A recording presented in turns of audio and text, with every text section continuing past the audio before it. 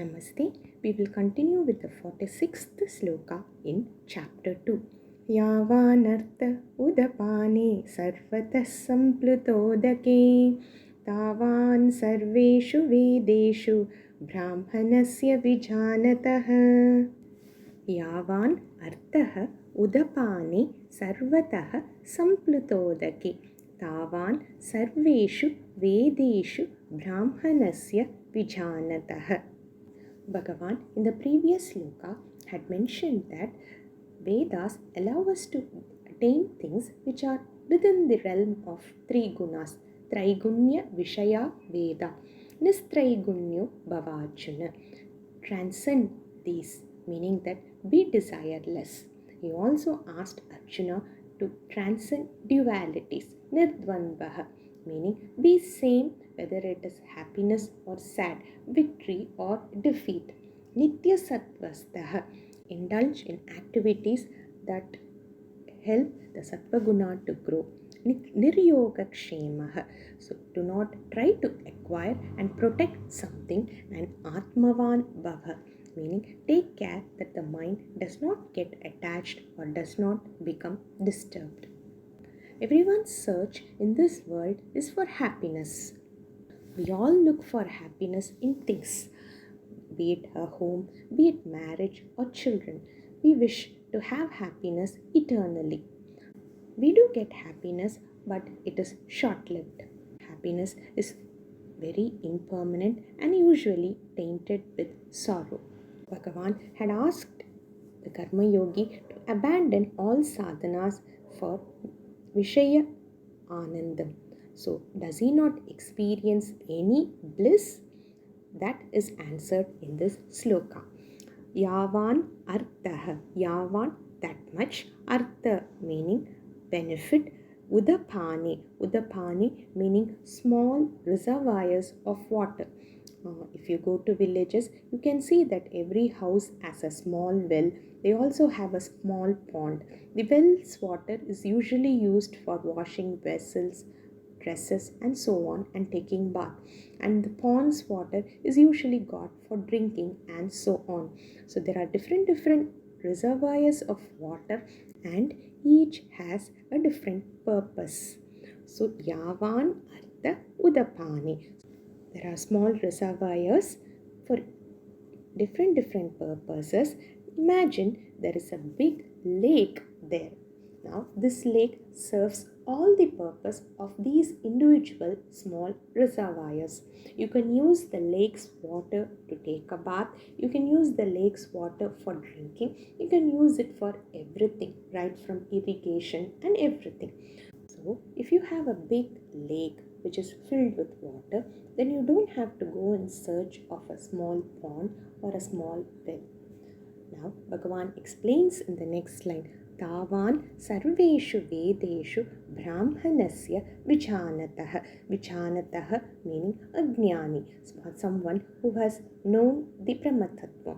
So vijānataḥ brāhmaṇasya, so one who has realized the Brahman, for him tāvān, that much benefit he will get from all the Vedas, meaning that he has the big lake beside him.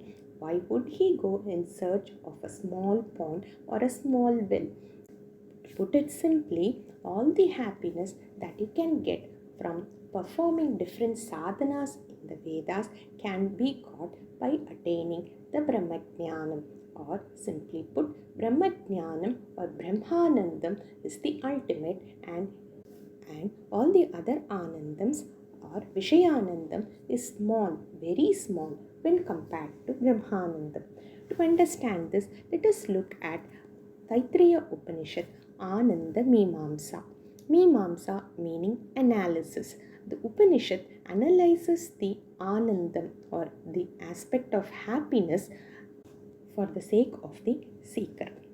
Saishanandasya Mimamsa Bhavati. So now we start the analysis of Anandam or happiness. Yuvasyat sadhu yuvadhyayakah. The Upanishad starts with the Manushya Anandam. So what is the maximum possible happiness on earth? It takes a young man. Generally, youth is the time you enjoy the most. So Upanishad says yuva meaning some young person, and he is sadhu, he is a one with good qualities. Adhyayakah, he has studied well. Ashishto, dridashto, balishtaha, ashishtaha, he is in a commanding position. Dridashtaha, meaning he is well built. Balishtaha, strong. So he is well built, tall, and he is also strong. Tasyeyam prithvi sarva vittasya purna syat. And not only that, he is in a commanding position, he is strong, well built, and he has the entire wealth on this earth. Sayeko manusha anandaha. This is one unit of manushya anandam. So this is the maximum possible happiness on earth. Te ye shatam manusha anandah. Now take 100 such units of anandam. Sayeko manushya gandharvanam anandah. It is equal to one manushya gandharva anandam. It simply means that manushya gandharva anandam is 100 times of that of a human anandam, the human that we mentioned.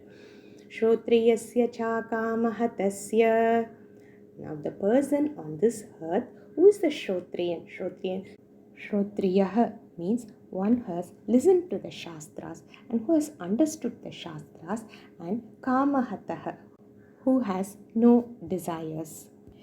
Te ye shatam manushya gandharvanam anandah sayeko deva gandharvanam anandah.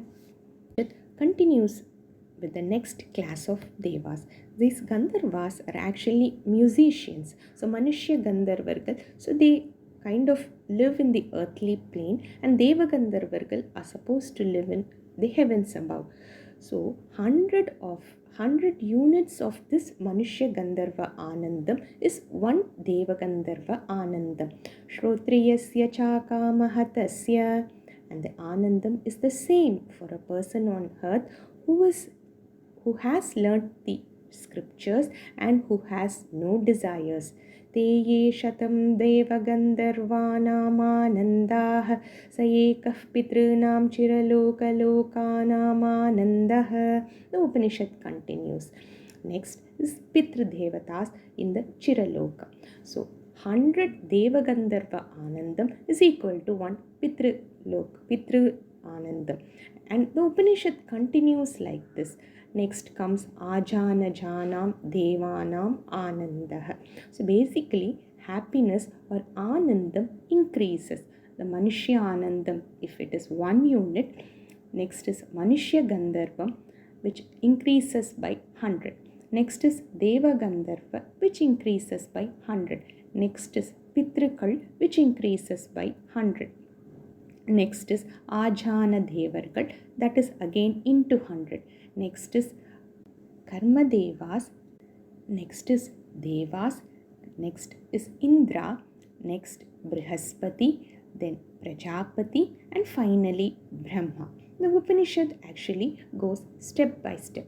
At each level, the happiness increases 100-fold.